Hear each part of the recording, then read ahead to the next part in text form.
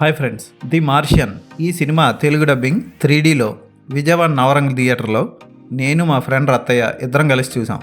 ఆ సినిమా చూసి నేను ఆశ్చర్యపోయాను. స్పేస్ మీద ఎంతో డీటెయిల్గా అవగాహన ఉన్న వ్యక్తులు చాలా కూలంకుషంగా పరిశీలించి సైంటిఫిక్గా ఏది ఎలా చేస్తే ఎలా అవుతుంది ఇవన్నీ తెలుసుకున్న వ్యక్తులు మాత్రమే అలాంటి నవల రాయగలరు. అదే నవల రచయిత రాసిన మరొక నవల ప్రాజెక్ట్ హెయిల్ మేరీ, దాన్నే సినిమాగా తీశారు. ఈ సినిమా 5 రోజుల క్రితం ప్రీమియర్ వేయబడింది.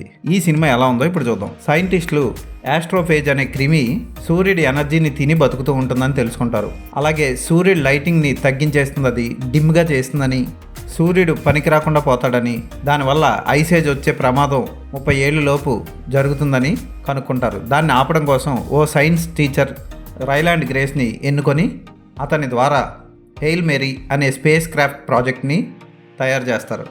ఆ ప్రాజెక్ట్లో టావ్ సెటీ అనే ఒక నక్షత్రాన్ని ఎంచుకుంటారు. ఆ నక్షత్రానికి ఈ ఆస్ట్రోఫేజ్ అనే క్రిమి ఎలాంటి హాని కలిగించదు. అయితే ఈ బయాలజిస్ట్ రైలాండ్ గ్రేస్కి ఆ ప్రాజెక్ట్లో స్పేస్లోకి వెళ్ళిన తర్వాత ఆ స్పేస్ క్రాఫ్ట్లో రాళ్లతో తయారు చేయబడిన ఒక రోబోట్ లాంటిది ఫ్రెండ్ అవుతుంది. వాళ్ళిద్దరూ కలిసి ఆ ప్రాజెక్ట్ని ఎలా సక్సెస్ చేశారు అన్నదే మిగిలిన కథ. ఇలాంటి స్పేస్కి సంబంధించిన సినిమాలన్నీ చాలా వింతగా ఉంటాయి.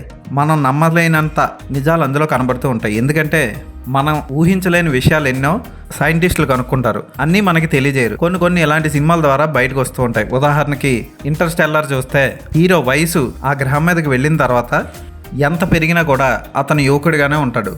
అలాంటివి ఆశ్చర్యానికి గురి చేస్తాయి. ఈ సినిమాలో కూడా అలాంటివి ఏమీ లేవు, కానీ చూడడానికి అదిరిపోయే విజువల్ ఎఫెక్ట్స్, అదిరిపోయే యానిమేషన్ ఉంటాయి. హీరో ఆ రాళ్లతో చేసిన రోబో, వాళ్ళిద్దరి మధ్య స్నేహం సినిమాని నిలబెట్టిందని చెప్పొచ్చు. సినిమా స్టార్టింగ్లోనే హీరో కోమాలో ఉంటాడు. కోమాలోంచి తేరుకొని ఆ తర్వాత హీరో తన గతాన్ని మెల్లిమెల్లిగా గుర్తు తెచ్చుకొని తను చేయాల్సిన ప్రాజెక్ట్ ఎక్కడుందో తెలుసుకొని అతను ఎన్నాళ్ళు కోమాలో ఉన్నాడో తెలుసుకొని ఆశ్చర్యపోతాడు. ఆ తర్వాత మెల్లిమెల్లిగా అతను ఏం చేశాడు అన్నది ఇంట్రెస్టింగ్గా ఉంటుంది. హీరోకి రాళ్లతో చేసిన రాకీకి మధ్య వచ్చే సన్నివేశాలు అదిరిపోతాయి. సలాం రాకీ బాయ్ అనాల్సిందే.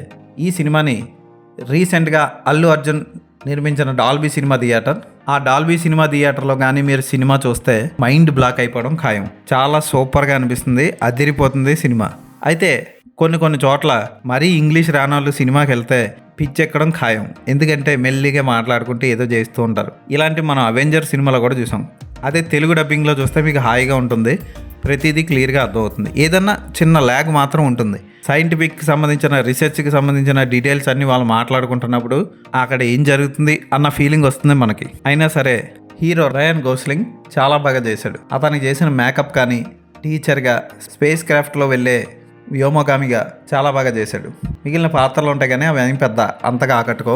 ఇక రాకీ బాయ్ పాత్రలో యానిమేటెడ్ రాక్ ఉంది కదా, అది మిమ్మల్ని చాలా బాగా ఆకట్టుకుంటుంది. ఖచ్చితంగా ఈ సినిమాని ఐమాక్స్ స్క్రీన్లో చూడండి. మన ప్రసాద్ PCX లాంటి థియేటర్లో పెద్ద తెరంది రండి అని పిలుస్తారు. లోపలికి వెళ్తే చిన్న ఒక సైడ్కి సినిమా వేస్తారు. అలా ముక్కలు అయిపోయిన స్క్రీన్లో కాకుండా ఫుల్ స్క్రీన్లో, పెద్ద స్క్రీన్లో, స్క్రీన్ మొత్తం వచ్చేలాగా ఫ్లాట్ రేషియోలో ఉన్న స్క్రీన్స్లో చూడండి. అంటే PVR PXL కానీ, ఎపిక్ స్క్రీన్స్లో కానీ. ఒకసారి మీరు ముందే సినిమాకి వెళ్లే ముందు చెక్ చేసుకోండి స్క్రీన్ మొత్తం పడుతుందా లేదా అన్నది. అలాంటి వాటిలో ఈ సినిమా చూస్తే మీ మైండ్ బ్లాక్ అయిపోవడం ఖాయం. ఈ సినిమాని అస్సలు వదలకండి. పిల్లల్ని కూడా తప్పకుండా తీసుకెళ్ళండి. తెలుగులో, తమిళ్లో, హిందీలో, కన్నడంలో కూడా రిలీజ్ అవుతుంది. విజువల్ ఎఫెక్ట్స్ అదిరిపోతాయి, ఎడిటింగ్ బాగుంది, బ్యాక్గ్రౌండ్ మ్యూజిక్ వావ్ అనిపిస్తుంది. కాస్ట్యూమ్ డిజైనింగ్ కానీ, ఆర్ట్ డైరెక్షన్ కానీ, యానిమేషన్ కానీ, VFX కానీ సినిమాని నిలబెట్టాయని చెప్పొచ్చు. ఈ సినిమాకి నేను ఇచ్చే రేటింగ్ 3.5/5.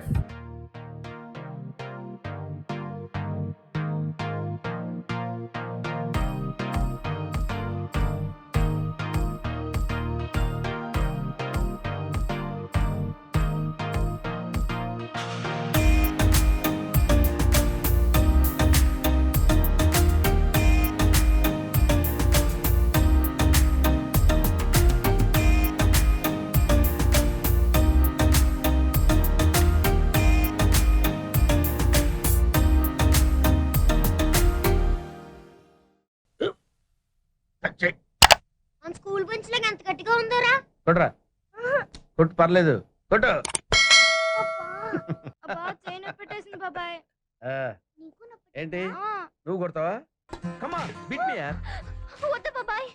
వాణ్ణి నేను కొట్టడం లేదమ్మా, వాణ్ణే నన్ను కొట్టమంటున్నాను. నువ్వేం కంగారు పడక్కర్లేదు అడుగుతావేంటి